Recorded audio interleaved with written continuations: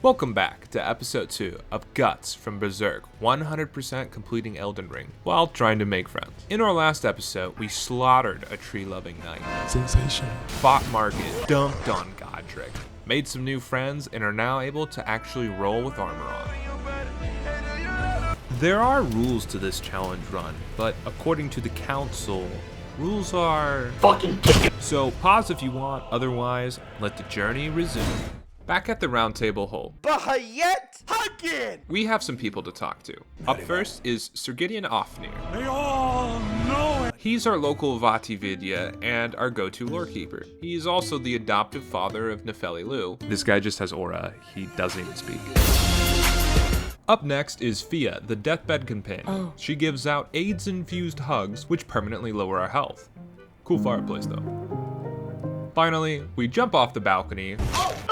My ears burn. And fight the Mad Tongue Aldrich. Is that the Grim Reaper? Steal his tongue and the molly underneath it. And eat it. With the round table now secure, we set out for Limgrave to kill dragons, desecrate the dead, respectfully, and take magic lessons from a special ed teacher. Done messed up, Aaron. Alright, first up is Ranni the Witch. She hangs out by this church right here. She gives us a bell to summon companions, and then proceeds to Thanos snap herself away. Later. After exploring, we find our second objective, in Evergaol. And Evergaol is more than just a Blaidd arena in Elden Ring. It is an eternal prison built for one-on-one combat in another dimension. Sounds a lot like...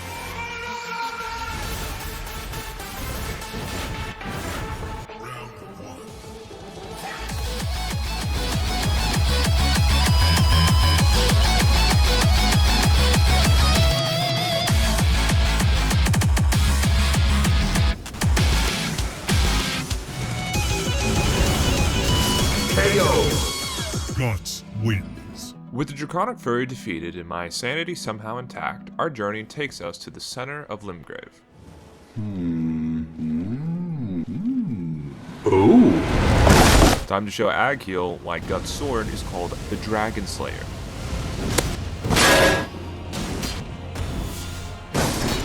Sorry, Toothless, not really. Anyways, continuing down the river, we find Yura. I'm Yura. I wrote something long-winded and detailed about his character, but honestly all you need to know is that he's a crypt and Vare's a blood, and they hate each other. That's pretty much it.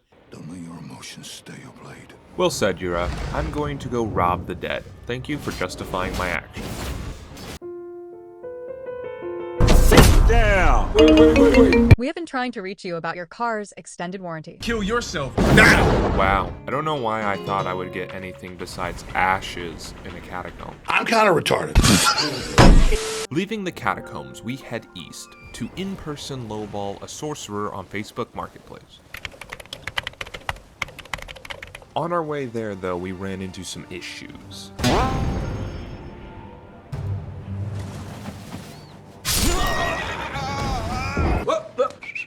Teleporting dead bodies is one of the issues, but the bigger issue is that I'm lost. Let me break it down for you. I only have a vague idea of where NPCs and quests are because I'm using a written guide, so I get lost all the time. For example, I can't find the secret entrance and I have been looking for over 20 minutes. After finding the entrance and smashing this pumpkin, we meet Selin, aka Mr. Garvey. He's here to teach us magic, and I taught school for 20 years in the inner city. so he's experienced. Awesome. But I'm too stupid to learn. You done messed up, Aaron! After an intense study session, Son of a bitch! we move on to our next objective, which is Find Patches. Patches is a notorious trickster that won't show himself until after we open this chest right here in Murkwater Cave. You're a fucking pants! This is Patches, and before I even finish this sentence, he will surrender because he knows that I'm the equivalent to Cocaine Bear, but with White Monster. I surrender! Unfortunately, we do have to let him live to continue his quest, so we grant mercy. We talk and forgive him. Afterwards, he introduces himself as Patches. and then he invites us to come back later to sell us some good items. So don't be a stranger. When we do come back later, Welcome to Patches Emporium. he implies there's a reward in this chest for us. So we open it, and shockingly, it turns out to be a trap that teleports us to an actual cocaine bear. So Patches did just commit human trafficking, but we were going in this direction anyway, so it's all good. Next, we grab the Drink of Champions and start looking, or rather listening, for Blaidd in this forest, which apparently is haunted. So after following Casper the Fent-leaning ghost, we wind up at the Mistwood Ruins. The reason I said listening earlier is because Kale told us. Next time you hear the wolves howl, make this signal right under the source. Alright, so all we have to do is listen for a and that's Blaidd right there.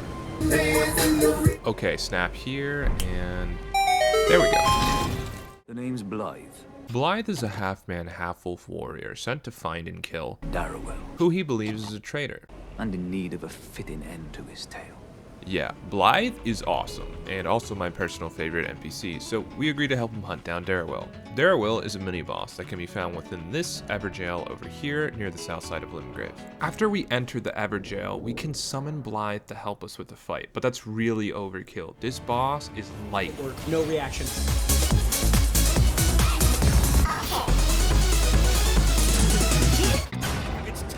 Sleep, motherfucker!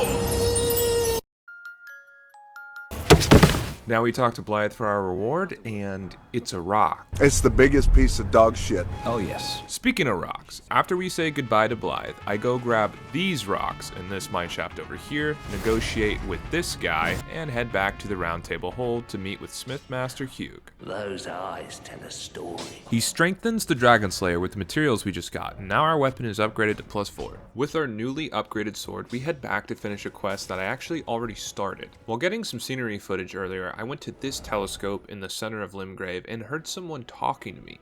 Hello. Stop. Turns out that the voice we heard was this little guy. BOC. He explains his misfortune of being turned into a tree and mentions his home being stolen from him. In order to get his home back and progress his quest, we need to find his home, which is a cave by the shore somewhere around here. My god, this game is beautiful. There it is. I definitely did not pass this multiple times. As we begin our descent into the Crystal Cavern, we find BOC gravely injured. Yeah, those demi-humans conquest smacked him up. And I took that personally.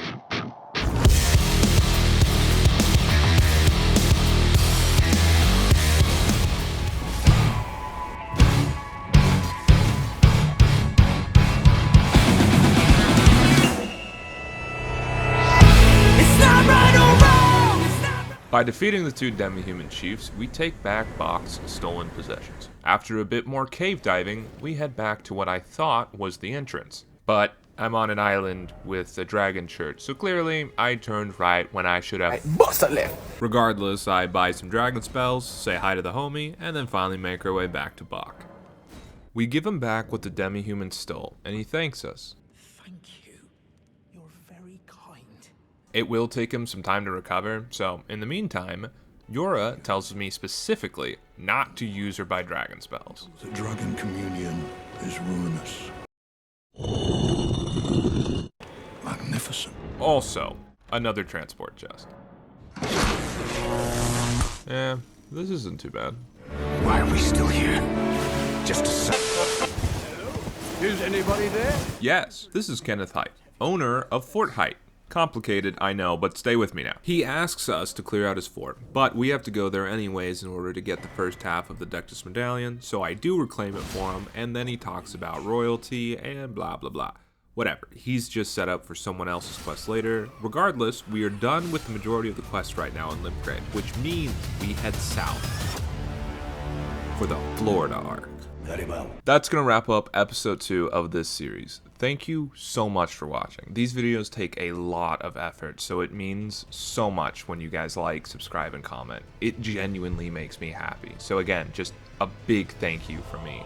And remember, tell someone you love them. Peace.